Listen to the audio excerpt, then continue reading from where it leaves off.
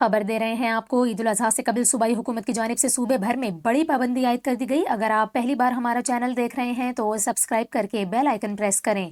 آپ کو بتائیں، ملک میں عید الاضحیٰ 17 جون بروز پیر کو منائی جائے گی اور اس موقع پر صوبائی حکومت نے صوبے بھر میں دفعہ 144 نافذ کر دی، جس کا نفاذ صوبے بھر میں اتوار 23 جون تک کیا گیا ہے۔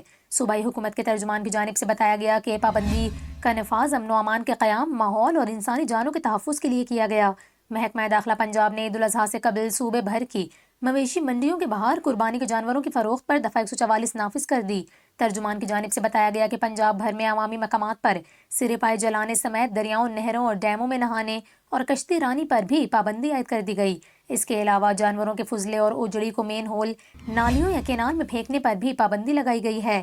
ترجمان محکمہ داخلہ پنجاب کے مطابق صوبے میں دفعہ 144 کے دوران ٹریفک کی روانی اور ماحول کی حفاظت کو یقینی بنایا جائے گا، جبکہ پنجاب بھر میں انتظامیہ حکم نامے پر عمل درآمد یقینی بنانے کے لیے کوشاں ہے۔